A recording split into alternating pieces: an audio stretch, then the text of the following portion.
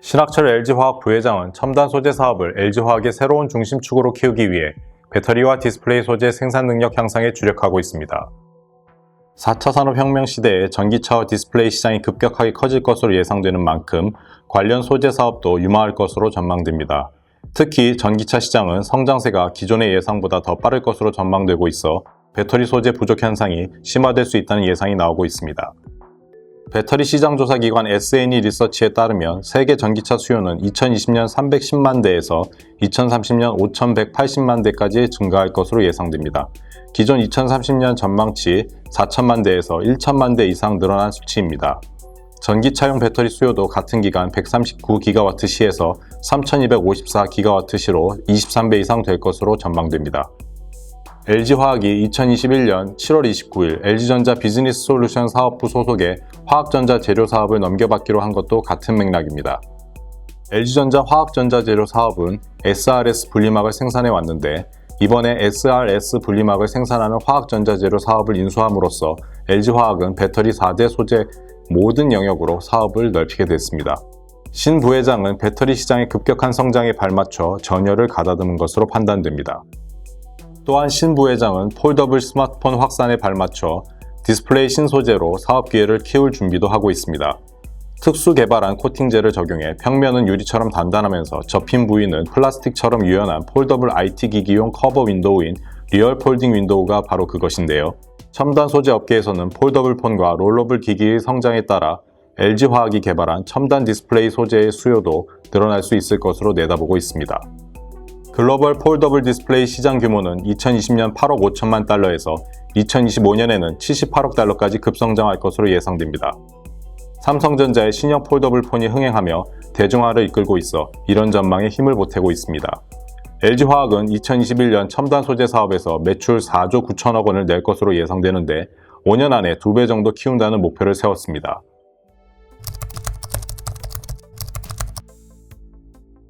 신학철 부회장은 LG화학의 전통 주력 사업인 석유화학 부문의 체질 개선을 위해 노력하고 있습니다.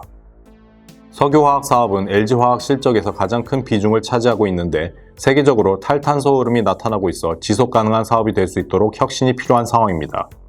LG화학의 사업 부문별 매출 구조를 살펴보면 2020년 기준으로 석유화학 사업이 14조 3,650억 원, 배터리 사업이 12조 3,720억 원, 디스플레이 소재와 배터리 양극재 사업인 첨단 소재 사업이 3조 6,120억 원, 바이오 사업이 6,610억 원으로 구성되어 있습니다.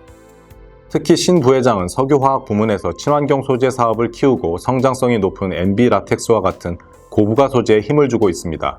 MB 라텍스는 코로나19의 영향으로 의료용 장갑의 수요가 폭증하고 있어 석유화학 업계의 주목을 받고 있습니다. LG화학은 올해 완공을 목표로 중국 닝보에 연산 10만 톤 규모의 MB 라텍스 설비를 증설하고 있고 말레이시아에서도 연산 20만 톤 규모의 MB 라텍스 설비에 투자를 진행하고 있습니다. 또한 신 부회장은 친환경 소재를 강화하기 위해 올해 초 만든 재활용 플라스틱 사업 전담 TF 조직인 피닉스 팀의 역할을 확대해 나가고 있습니다.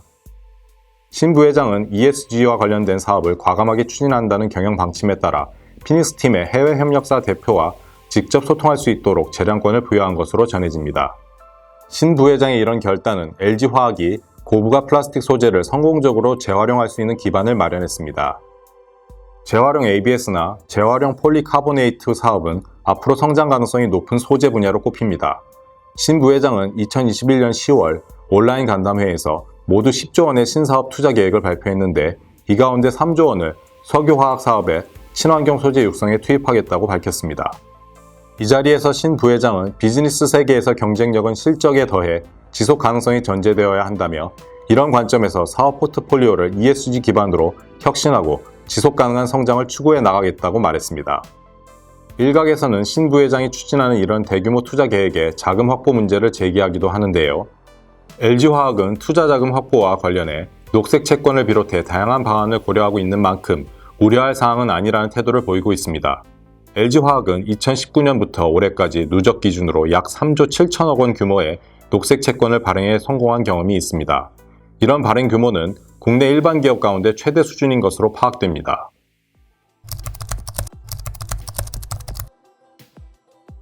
신학철 부회장이 LG화학의 3대 신성장 동력으로 꼽은 사업 가운데 하나인 제약 사업을 성공적으로 키울 수 있을까요? LG화학은 2030년까지 혁신 신약을 2개 이상 보유한 신약회사로 도약하기 위해 1조 원을 투입한다는 방침을 최근 알렸는데요. 특히 당뇨, 대사, 항암, 면역 등 전략질환군 신약 개발에 역량을 집중하기로 한다고 밝혔습니다.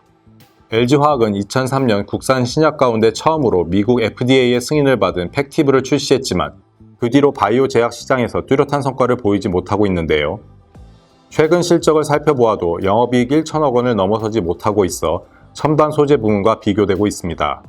2019년만 해도 비슷한 수준을 보였습니다. 하지만 2020년 들어 첨단 소재 부문의 영업이익은 1,800억 원을 넘어서며 큰 폭의 성장성을 보여주고 있는 반면 제약 사업을 포함한 생명과학 사업은 500억 원 수준에 머무르고 있습니다. 다만 LG화학은 최근 미국 보스턴 연구법인을 설립하고 통풍치료제 미국 임상 3상에 들어갈 예정이어서 글로벌 시장을 겨냥한 신약 개발이 탄력을 받을 수도 있다는 기대를 받고 있습니다.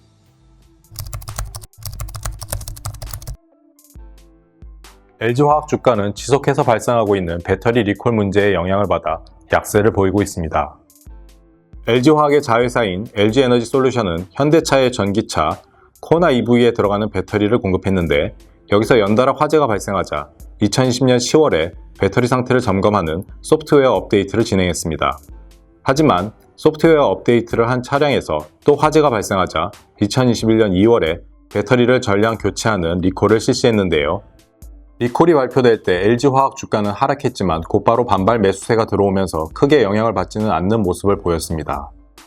2021년 2월 23일 88만 5천 원이었던 LG화학 주가는 24일 86만 원으로 하락했다가 다음날 89만 원으로 오르는 등 등락을 거듭했습니다. 그 뒤 LG화학 주가는 3월 15일 96만 6천 원까지 큰 폭으로 오르는 모습을 보였습니다.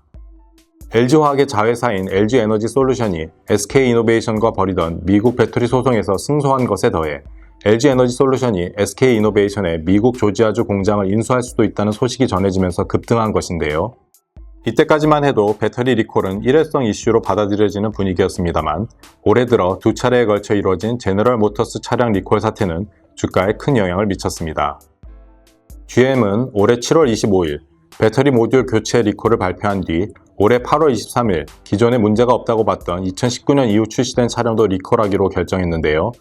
두 번째 리콜이 발표된 2021년 8월 23일 LG화학 주가는 11% 넘게 빠지는 모습을 보인 뒤 하락세를 보이며 2021년 9월 2일 기준 71만 1천 원을 나타냈습니다.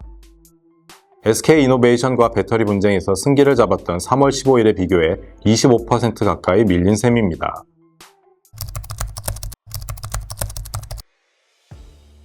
신학철 부회장은 기본과 원칙에 입각한 리더십을 강조하며 현장 경영을 중요하게 여기는 경영자로 유명합니다. 신 부회장은 기업이 진정한 글로벌 기업으로 도약하기 위해 기업 윤리, 준법 정신, 환경 안전, 품질을 포함한 기본 원칙을 반드시 지켜야 한다고 강조하기도 합니다. 그는 임원 워크숍에서 기업은 고객과 주주, 임원과 사회에 대한 책임이 막중하다며 타협할 수 없는 가치관을 조직에 뿌리내리는 것이 중요하다고 말하기도 했습니다. 배터리 리콜 문제는 LG화학 주가에 악재로 다가오고 있습니다. 화재라는 특수한 상황이 나타나고 있기 때문에 원인을 밝히는 데 어려움이 있을 것이라는 전망도 나오는데요. LG에너지솔루션의 배터리 이슈는 모 회사인 LG화학을 이끄는 신 부회장에게 해결하기 어려운 큰 난제로 다가갈 것으로 보입니다. 배터리 리콜 문제는 신 부회장이 이제껏 강조해온 품질과 환경 안전 등의 가치를 흔드는 사건이기도 한데요. 신 부회장이 이를 어떻게 돌파해 나갈지 주목됩니다.